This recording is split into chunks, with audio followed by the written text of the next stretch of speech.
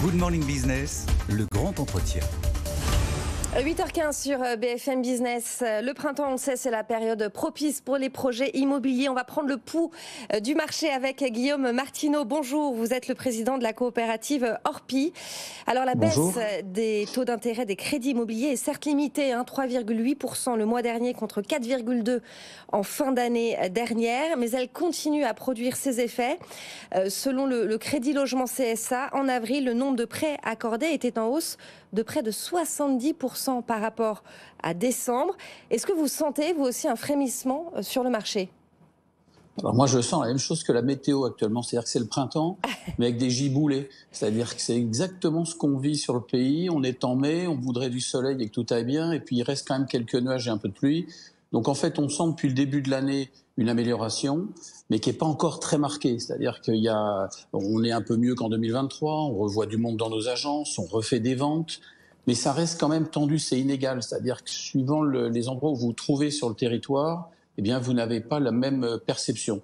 Donc c'est une météo, on a l'impression d'être en mars avec une météo de mai, donc compliqué. Compliqué. Comment vous l'expliquez cette... On va filer la métaphore de la météo, cette météo mi-figue, mi-raisin. C'est les prix qui restent trop élevés ? Alors, si on continue dans la métaphore, je ne sais pas si c'est le réchauffement climatique, mais en tout cas, les prix restent trop élevés. On n'arrive pas à faire baisser les prix suffisamment. C'est-à-dire que la rencontre se fait à certains endroits entre des vendeurs et des acquéreurs. À d'autres endroits, les vendeurs, entre guillemets, résistent un peu en espérant justement que les prix de 2022 vont revenir. Donc on s'applique, nous, professionnels de l'immobilier, à faire de la pédagogie, à expliquer que les prix doivent baisser un peu parce que les crédits sont devenus plus accessibles, plus abordables, mais c'est pas encore suffisant. On voit qu'il y a du tiraillement. On n'a pas aussi beaucoup d'aide au niveau du gouvernement et du Parlement, ce qui est une nouveauté, parce que la semaine dernière, Lionel Cos, le député des Landes, a essayé de faire passer une loi pour atténuer un peu les effets des taux de crédit, de l'endettement. Il n'a pas été suivi. Donc nous, on fait ce qu'on peut, mais on a du mal quand même sur le terrain à augmenter cette baisse de prix, qui doit rester limitée en fait, parce qu'il ne s'agit pas de faire effondrer les prix d'immobilier, c'est pas du tout le but, mais ça explique en tout cas cette difficulté qu'on a. Alors c'est mieux que 2023, c'est beaucoup moins difficile qu'en 2023, mais ça reste pas encore très dynamique. Ça veut dire qu'on est sur une année de transition. À quoi il faut s'attendre pour le reste de l'année, selon vous ? Je pense qu'on va avoir cette baisse de prix qui s'amorce, qui est comprise par quelques-uns à différents endroits. Donc, on va avoir une année de transition. Je pense que l'année, là, on est dans la période de l'année où les ventes se font. On a augmenté nos ventes par rapport au premier trimestre 2023, donc c'est bon signe. On a augmenté aussi les estimations. Donc, encore une fois, c'est mieux. Alors, mais on sort, le problème c'est qu'on sort d'années exceptionnelles 2021-2022 où là tout flambait, donc forcément il y avait une activité très importante. Mais là, on aura une année qui est une année de régulation, donc on revient à la normale. Donc il faut que tout le monde se réhabitue à avoir un marché autre. Un retour à la raison sur le marché de la vente. Sur le marché locatif, en revanche, on est toujours saturé. Oui, la pression locative augmente et ne fait qu'augmenter. C'est pour ça qu'il faut soutenir les mesures qui ont été prises et qui vont être prises pour le logement, pour augmenter la construction, parce qu'on manque cruellement de logements à louer. Il y a toujours cette ambiguïté, en fait. C'est-à-dire qu'on parle de déficit de logement, de manque de logement. Il n'y a pas d'aide fiscale sur le locatif, c'est-à-dire que les bailleurs ne sont pas encouragés à être aidés pour louer. Donc ça, c'est de la complexité. Et ils privilégient la location meublée également. Meublée, saisonnière, parce qu'encore une fois, la fiscalité est plus favorable. Ouais. Donc tant que les pouvoirs publics n'inverseront pas la tendance, on pourra dire ce qu'on veut, faire ce qu'on veut, ça ne change rien. Parce qu'en fait, c'est toujours le porte-monnaie qui parle à la fin. Et si vous voulez avoir des investisseurs, eh bien, pour investir, il faut que ça soit rentable. Et si on ne peut pas vous demander d'investir et puis de vous tomber comme un œuf de l'autre côté. Donc, et c'est au détriment des locataires, parce que tout ça fait qu'on a la queue dans nos agences, on n'arrive pas à offrir suffisamment de logements.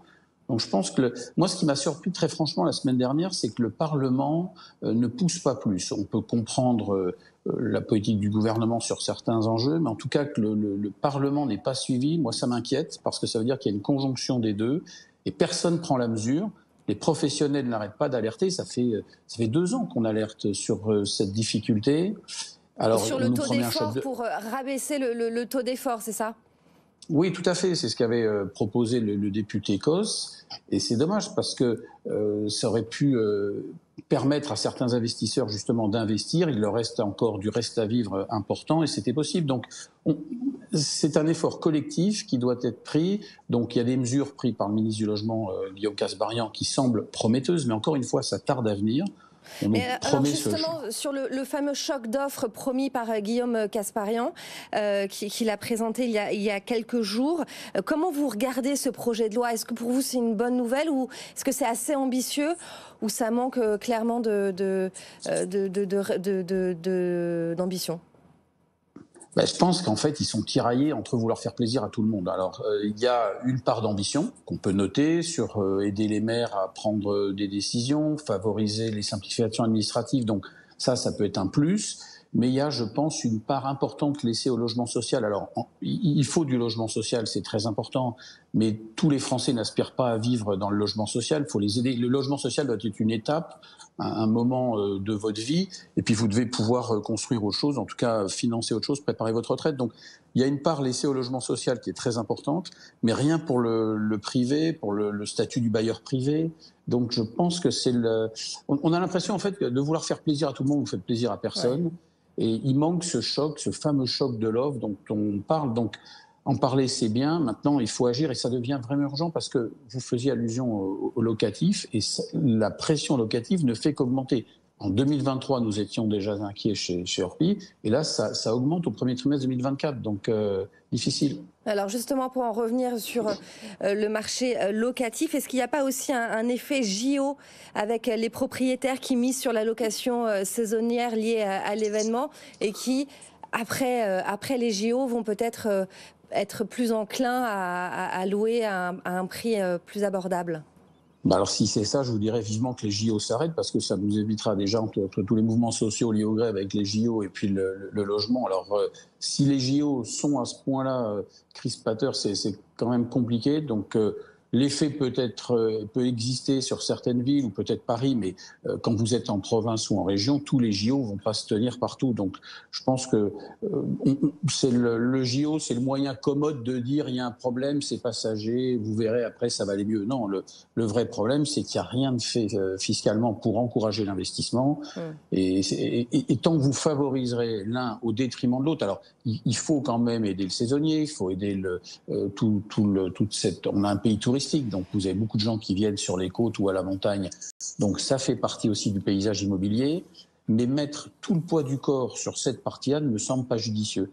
En fait, il faut équilibrer, il faut penser qu'on a un pays multiple, on a un pays où des gens louent en saisonnier, mais louent aussi à l'année.